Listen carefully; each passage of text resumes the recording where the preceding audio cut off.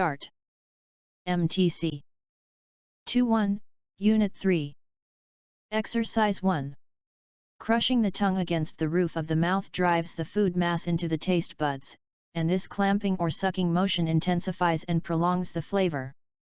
However, taste also requires the intervention of the brain, which must recognize, evaluate, and categorize the stimuli from the mouth and nasal passages. The evaluative quality of taste, or the recognition and judgment of flavor, can be processed only in the brain, and, as with the visual imagery of painting, the quality of taste is assessed in relationship to a history of tastes. The tasting subject frequently judges the outcome of the experience in opposition to or alliance with previous experiences of the same or similar tastes. This process might be defined as the syntax or semiotics of taste. A chef or diner may rate a dish as better or worse than the last time the gustatory composition was prepared, or describe a new taste combination in relation to one that is familiar. It tastes like chicken. MTC. Good job. Let's start. MTC 2-1, Unit 3. Exercise 2. Our errors about what others are thinking are a major cause of human drama. As we move through life, wrongly predicting what people are thinking and how they'll react when we try to control them, we haplessly trigger feuds and fights and misunderstandings that fire devastating spirals of unexpected change into our social worlds. Comedy, whether by William Shakespeare or John Cleese and Connie Booth, is often built on such mistakes. William Shakespeare, John Cleese, Connie Booth. But whatever the mode of storytelling, well-imagined characters always have theories about the minds of other characters, and because this is drama, those theories will often be wrong. This wrongness will lead to unexpected consequences and yet more drama. The influential post-war director Alexander Mackendrack writes, "I start by asking Alexander Mackendrack, what does A think B is thinking about A? BAA? It sounds complicated, and it is, but this is the very essence of giving some density to a character and, in turn, a scene." MTC. Good job. Let's start. MTC 2-1, Unit 3. Exercise 3. Generally speaking, a single mutation in an existing gene cannot produce a new gene with a different function. If two genes differ by only a single base pair, then a single point mutation could convert one into another. Usually, however, these two genes will be regarded merely as variants of the same gene, and will have an identical function unless the mutation is at some critical spot that makes the second gene non-functional. The same goes for other basic alterations, such as the deletion or repetition of an existing sequence. To get a gene with an entirely new function usually requires many alterations, a concatenation of several unlikely steps, a series of just the right mutations happening either all at once, or one after another. Unlikelihood multiplies into impossibility. If I guess the next card you draw from the deck, you'd be impressed but not amazed. If I guessed 10 in a row, you'd suspect a trick because that would happen only about once every 50 quadrillion trials. 105. MTC. Good job. Let's start. MTC 2-1, Unit 3. Exercise 4. A thing we need to consider about history that should make us skeptical is the unending disagreement among historians over the same events. Edward Gibbon was hardly the last word on the decline and fall of the Roman Empire. Edward Gibbon. Historians have been arguing inconclusively about this matter since well before the sixth and last volume of Gibbon's history was published in 1789. Gibbon 61789. And the arguments about whether Gibbon got it right, whether he correctly identified the cause of Rome's decline, have not turned on the discovery of new evidence unavailable to him. Gibbon. Narrative historians are forever rewriting the past, disputing one another's causal claims. And there is no reason to think they will ever cease to do so, even for events as long past as the fall of the Roman Empire. 2 centuries after Gibbon published the first volume of his history, Mary Beard published her distinctly different account, SPQR. Gibbon 1-2, Mary Beard SPQR. A History of Ancient Rome, which rose to the top of many bestseller lists soon after. A History of Ancient Rome.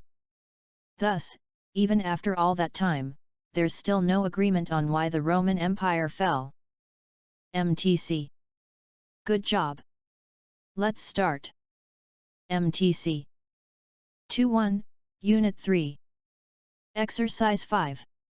One way in which someone's loyalty might be expressed is through a tendency to identify herself with the object of her loyalty.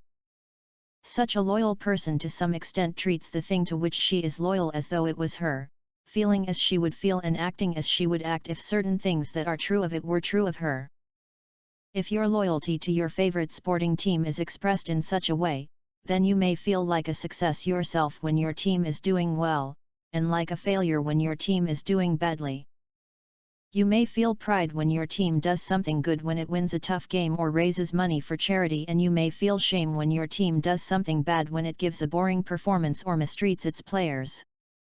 Such reactions exist beyond any tendencies to want to advance the interests of the object of your loyalty, to serve as its advocate, or to venerate it through involvement in appropriate rituals. MTC. Good job. Let's start. MTC 2.1, Unit 3. Exercise 6. For some reason, sound technology seems to induce a strange sort of deafness among its most advanced pioneers. Some new tool comes along to share or transmit sound in a new way, and again its inventor has a hard time imagining how the tool will eventually be used. When Thomas Edison completed Edouard Leon Scott de Martinville's original project and invented the phonograph in 1877, he imagined it would regularly be used as a means of sending audio letters through the postal system. Thomas Edison Edouard Leon Scott de Martinville 1877. Individuals would record their missives on the phonograph's wax scrolls, and then pop them into the mail, to be played back days later. Bell, in inventing the telephone, made what was effectively a mirror image miscalculation. He envisioned one of the primary uses for the telephone to be as a medium for sharing live music. Bell. An orchestra or singer would sit on one end of the line, and listeners would sit back and enjoy the sound through the telephone speaker on the other. So, the two legendary inventors had it exactly reversed. People ended up using the phonograph to listen to music and using the telephone to communicate with friends. MTC. Good job. Let's start. MTC 2.1, Unit 3. Exercise 7. As a pillar of its religion of progress and cult of technology, our society cultivates its great illusion, which is related to time. It leads modern man to believe that technological progress will enhance his quality of life far more than the machines, the means of transport, and communications of the last century. Since time has such an important place in human life and contributes so much to its quality, he is tricked into believing that technological progress in every domain will free up time, which he can devote to everything that makes him happy in life. In fact, the opposite happens. It is clear that the quicker the new media work to free up time, the less of it we have. More than anything else, it is the new media that reduce the time available for man's quality of life at work or elsewhere. They have given rise to a new way of life and have brought about the evolution of a new type of man, someone always in a rush and submerged with cares, who frantically pushes himself to do everything at top speed, someone who can no longer act out or live things deeply and who has lost the mastery of the rhythm and organization of his life. MTC. Good job. Let's start. MTC 2.1, Unit 3. Exercise 8. Flock or pack behavior explains why the great apes, our closest biological relatives, have close families. There is also evidence to suggest that ancestral forms of human beings, such as Australopithecus, who lived in Africa 2 to 4 million years ago, and more recently their distant descendants, the Neanderthals, also lived in family groups. 200400. Ultimately, it's down to Darwin and evolution. Herding is an essential survival instinct. It's especially important if, as a species, you have evolved a larger brain as your means of survival, rather than thick skin, ferocious claws or teeth. Thanks to evolution, our bodies are remarkably flexible, and are good at putting the brain's ideas into practice. Nevertheless, we lack the tiger's teeth, the elephant's hide or the bear's muscularity.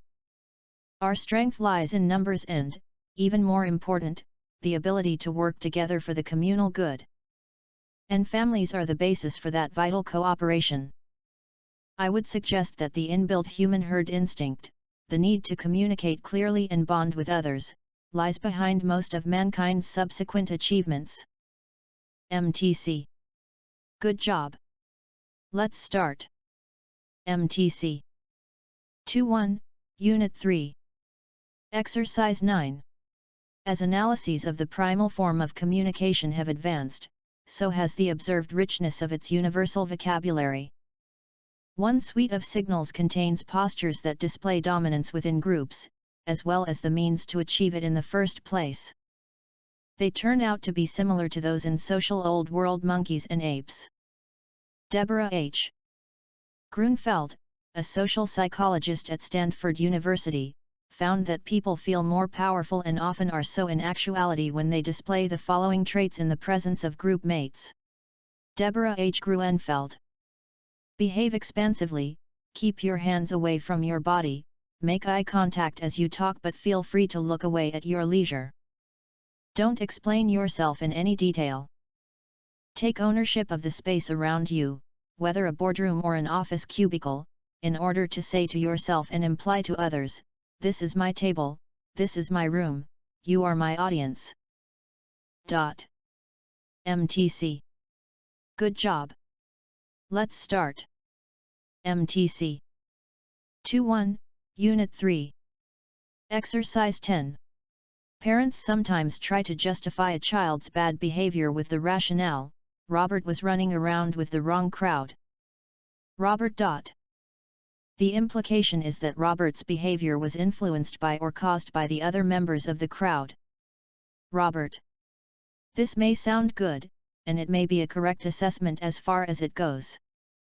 But it leaves out the fact that Robert was also a willing, participating and contributing member of this crowd, and that he probably influenced the others to about the same degree that they influenced him. Robert. Granted, crowds, e.g., gangs, sometimes do things collectively that the individual members may not do by themselves. But blaming the crowd for bad choices and irresponsible behavior misses the point entirely. First, friends, associates, crowds/groups are choices, and second, individuals influence and are influenced by those who make up the group. This is one very good reason why friends and close associates should be chosen carefully, not simply encountered and accepted. Over a period of time, it matters. MTC. Good job. Let's start. MTC 2.1, Unit 3. Exercise 11. The game of baseball can provide a snapshot of why it's important to focus resources in the right areas to be successful. During the 2001 to 2010 Major League Baseball seasons, the New York Yankees have won one World Series title. 2001-2010. Winning even one title would seem impressive for most ball clubs. However, when you consider that the New York Yankees continually have the highest payroll of any team, sometimes even 2 or 3 times the payroll, that single win record exposes an ineffective use of resources. This shows that having the most resources guarantees nothing. It's how we use, or allocate, those resources that truly matters. Smith College economics professor Andrew Zimbalist offers this analysis. Smith College Andrew Zimbalist. The statistical relationship between a team's winning percentage and its payroll is not very high. When I plot payroll and win percentage on the same graph, the two variables don't always move together. Between 70 and 85% of a team's on-field success is explained by factors other than payroll.